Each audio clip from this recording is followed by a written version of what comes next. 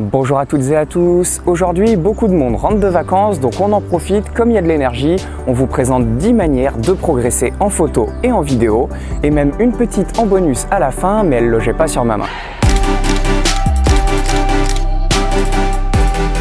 Première manière de progresser, ça peut paraître évident pour certains, mais c'est tout simplement de pratiquer. Aller faire des photos, aller filmer des courts-métrages, etc. C'est vraiment indispensable. Parce que malheureusement, on voit trop souvent des personnes qui veulent que dès le début, il y ait de très bons résultats, particulièrement en vidéo où les projets prennent plus de temps. Et donc souvent, les personnes veulent qu'ils soient parfaits dès le départ et malheureusement, ce n'est pas possible. On fait tous des erreurs, c'est normal. Entre la théorie et la pratique, il y a une grosse différence et donc c'est pour ça souvent qu'au début, on fait des erreurs. C'est dans la mise en pratique et c'est donc indispensable de les faire au départ. Donc si vous voulez avoir les meilleurs résultats possibles, eh bien il faudra pratiquer puisque justement, ça vous permettra de faire ces erreurs, d'apprendre et ensuite de ne plus les refaire. La deuxième manière de progresser, c'est là où vous êtes actuellement, c'est YouTube. Il y a énormément de contenu pour progresser sur YouTube, que ce soit sur la partie matérielle, la partie technique, prise de vue, réglage, etc. ou simplement sur les erreurs qu'on peut faire souvent en pratique que les personnes ont rencontrées, qui seront peut-être celles que vous pourriez rencontrer. Donc pour les chaînes qu'on vous recommande pour progresser en vidéo, on vous invite à aller voir le documentaire qu'on a fait sur l'impact de YouTube sur la production audiovisuelle française. On a dedans listé un ensemble de chaînes YouTube qui donnent d'excellents conseils pour la vidéo. Maintenant, il y a aussi des chaînes YouTube pour apprendre la photo. Voilà une petite sélection de notre part.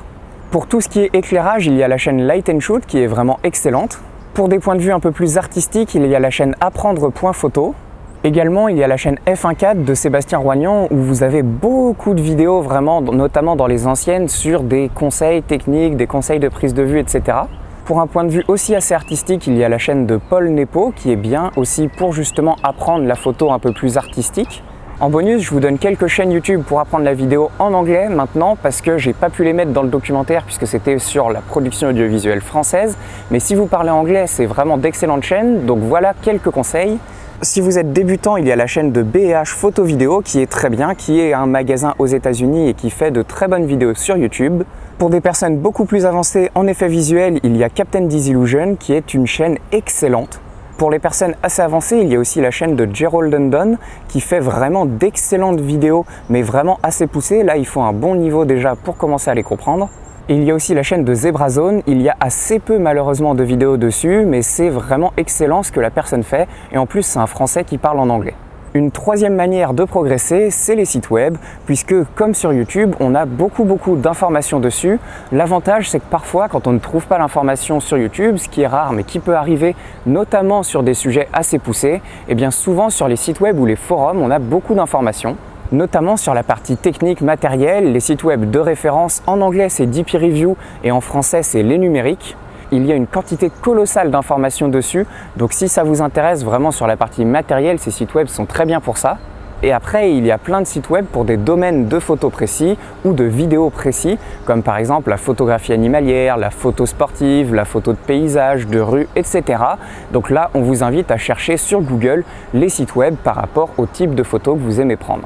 Et justement, la quatrième manière de progresser, eh bien, c'est les forums, puisqu'il y a énormément d'informations sur les forums et ça fonctionne exactement comme pour les sites web. Souvent d'ailleurs, les sites web ont des forums en plus. En français, un forum pour la vidéo qui est vraiment très intéressant, c'est lerepère.net, où vous allez pouvoir retrouver beaucoup d'informations dans des anciens sujets de forum. Et après, vous pouvez aussi poser vos propres questions. C'est l'avantage supplémentaire du forum, c'est que vous avez la possibilité de poser des questions à d'autres utilisateurs. J'espère que je suis pas trop cramé, malheureusement comme je me filme tout seul, c'est un peu difficile de s'en rendre compte en extérieur. Notre cinquième manière de progresser, c'est les clubs photos. Il y en a vraiment beaucoup, vous allez souvent pouvoir en trouver très proche de chez vous et ça va vous permettre de progresser avec d'autres personnes. Puisque les clubs photos, souvent c'est des personnes qui se réunissent à dates régulières pour échanger sur les photos, se lancer des challenges et essayer de progresser ensemble. Comme pour toutes les autres techniques, il y a du bon et du moins bon. Il y a certains clubs photos qui sont encore restés un peu à l'ancienne, qui n'évoluent pas forcément sur la connaissance matérielle, par exemple, avec les hybrides, etc. Mais il y a aussi des clubs photos qui évoluent vraiment beaucoup et qui peuvent vous apporter énormément. Donc c'est une assez bonne solution si vous avez un club photo près de chez vous. La sixième manière de progresser qu'on vous propose, c'est les formations, que ce soit en ligne ou en physique. Ça va vous permettre de condenser un énorme nombre d'informations en un seul bloc, soit vidéo, soit un seul rendez-vous avec quelqu'un. En ligne, il y a vraiment une multitude de formations qui existent. Alors forcément, il faut faire le tri, ça va de la pure arnaque à des formations extrêmement qualitatives. Si vous voulez des formations gratuites, il y en a plusieurs sur notre chaîne YouTube. Je vous mets le lien de la playlist juste ici. Et d'ailleurs, on va en publier d'autres plus tard, donc abonnez-vous pour ne pas les rater. Et en présentiel, on fait aussi des formations, donc si ça vous intéresse, n'hésitez pas à nous contacter. Surtout que là, l'avantage, c'est qu'on peut le faire en individuel et s'adapter à vos besoins. Et si vous habitez loin de Cholet, n'hésitez pas à aller voir dans le Camara proche de chez vous. La plupart proposent de la formation, donc n'hésitez pas à les contacter. Après, si vous n'avez pas de Camara proche de chez vous, eh bien n'hésitez pas à chercher d'autres formateurs et à bien vous renseigner à l'avance, puisqu'il y en a probablement autour de chez vous qui sont très compétents. Notre 7e conseil, c'est d'utiliser des livres sur la photo et la vidéo, puisqu'il y a une multitude d'informations là-dedans, et souvent l'information est condensée et extrêmement précise, donc ça permet de progresser vraiment plus vite qu'avec les autres manières. Quelques livres que l'on peut vous conseiller, notamment pour les bases, il y a La grammaire de l'image, qui est vraiment très intéressante par Philippe et Nathalie Baudy. Pour la partie vidéo, il y a les livres de cours du BTS audiovisuel qui sont achetables par Monsieur Tout-le-Monde et dans lesquels il y a vraiment énormément d'informations sur le matériel, sur la théorie, la technique, etc. C'est un peu plus avancé que les bases. Par contre, ça couvre vraiment la quasi-totalité des sujets, donc c'est très intéressant comme point de départ pour la vidéo. Et après, vous avez des livres sur des sujets précis comme Save the Cat par exemple pour l'écriture de scénarios. Et puis vous pouvez encore aller plus précisément avec par exemple Le voyage du héros de Christopher Vogler. Il y a vraiment plein de choses sur le sujet du scénario. Ça a été extrêmement détaillé forcément en livre, ça c'est assez logique. Et puis vous avez aussi l'éclairage par exemple avec le guide de l'éclairage qui est très intéressant. Vous avez un ensemble de livres qui sont intéressants sur le domaine. Il vous suffit de chercher le sujet précis qui vous intéresse. Notre 8e conseil, c'est de regarder le travail des photographes que vous appréciez. Quand je dis regarder, c'est vraiment le regarder en détail, regarder beaucoup du travail qu'ils font, que ce soit l'œuvre dans son ensemble ou les séries photos dans leur ensemble pour essayer de comprendre la cohérence que les photographes ont voulu transmettre entre leurs images. Et ça va éduquer votre regard, ce qui va faire que la composition, le cadrage va devenir plus naturel. Vous verrez plus facilement ce que vous voulez voir parce que vous vous êtes habitué justement à voir ce qui convient. Ça vaut aussi pour la vidéo, soit en regardant des films, soit en regardant des vidéos sur YouTube par exemple. Notre 9e conseil, c'est les podcasts. Il y a beaucoup de podcasts qui sont très intéressants pour apprendre la photo, la vidéo. L'inconvénient par rapport à YouTube, c'est qu'il manque l'image, donc il y a certains points qui peuvent manquer à des moments. Par contre, le podcast, souvent, on ne l'écoute pas au même moment qu'on regarde des vidéos YouTube. Les vidéos YouTube, on les regarde quand on a le temps de se poser un petit peu. Les podcasts, on peut les mettre en arrière-plan quand on fait de la cuisine, quand on fait le ménage, etc. Notre 10e conseil, c'est de discuter avec des photographes, d'échanger sur ce que vous aimez faire, ce que vous n'aimez pas trop faire, qu'est-ce qui fonctionne bien dans vos prises de vue. Souvent, vous allez énormément apprendre en discutant avec d'autres personnes et donc on vous invite vraiment à discuter, que ce soit en ligne ou en réel, avec d'autres personnes qui font de la photo ou de la vidéo autour de vous. Et si vous pouvez aller faire des prises de vue avec d'autres personnes, c'est encore mieux puisque vous allez vraiment être dans le concret et donc comprendre ce qui va, ce qui ne va pas. Que ce soit en vidéo, de toute façon, ça devient vite indispensable si on veut faire de la fiction ou autre puisqu'il va falloir un peu plus d'équipe, un peu plus de moyens et donc à ce moment-là, on s'entoure plus facilement. Mais aussi en photo, c'est très bénéfique, comme ça vous permet de vraiment progresser dans un domaine et puis ça vous permet aussi d'éviter de faire des erreurs. Par exemple, si vous commencez la photographie animalière, c'est bien de commencer avec quelqu'un d'autre qui s'y connaît puisqu'il vous permettra d'apprendre justement le respect de l'animal et éviter de déranger à certains moments les animaux. Notre dernier conseil, ça va être de vous rajouter des challenges avec des contraintes précises. Lorsque vous commencez à manquer d'idées, d'imagination pour faire de nouvelles photos ou écrire de nouvelles histoires pour des vidéos par exemple, ce qui arrive toujours à un moment parce que comme on est dans des domaines assez créatifs, à force de faire beaucoup, on finit par avoir la tête dans le guidon et on a du mal à prendre du recul et à trouver de nouvelles idées.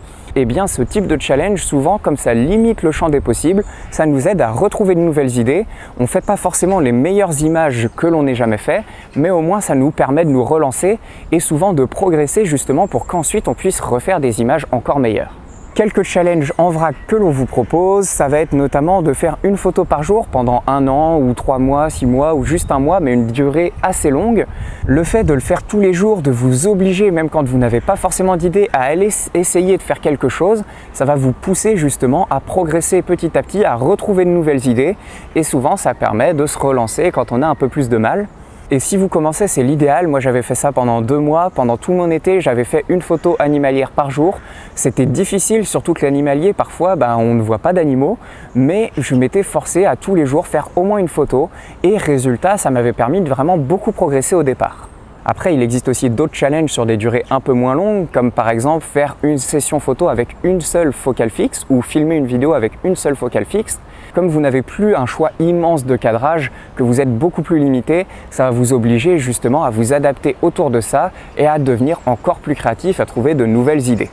Également, vous pouvez faire pour de la vidéo un court-métrage en 48 heures. Ça, c'est idéal quand vous manquez d'idées justement pour écrire, pour tout ça. Comme vous êtes obligé de le faire en 48 heures, et bien à ce moment-là, vous êtes obligé d'accélérer, de trouver une idée et souvent on en trouve plus facilement. Évidemment, ce n'est pas des courts-métrages de la qualité de courts-métrages sur lesquels on travaillerait 6 mois, 1 an, voire encore plus, mais ça vous permet d'avoir créé quelque chose dont vous êtes fier et où vous vous êtes vraiment dépassé pour ça. En plus des festivals 48 heures, il en existe plein, puis sinon vous pouvez le faire vous-même. Et après, il y a des solutions plus liées à un domaine en particulier. Par exemple, vous pouvez essayer de faire de la photo de sport ou de la photo animalière sans le mode rafale. Ou alors essayer de faire de la photo de portrait mais sans flash, uniquement avec de la lumière naturelle. Il y a plein de challenges comme ça qui peuvent exister pour certains domaines précis en vous créant des contraintes supplémentaires qui normalement brident le résultat final mais qui vont justement vous obliger à contourner ces contraintes. Sur ce, on vous invite à mettre tous ces conseils en pratique pour aller faire plein de belles photos et de vidéos. Bonne journée à toutes et à tous!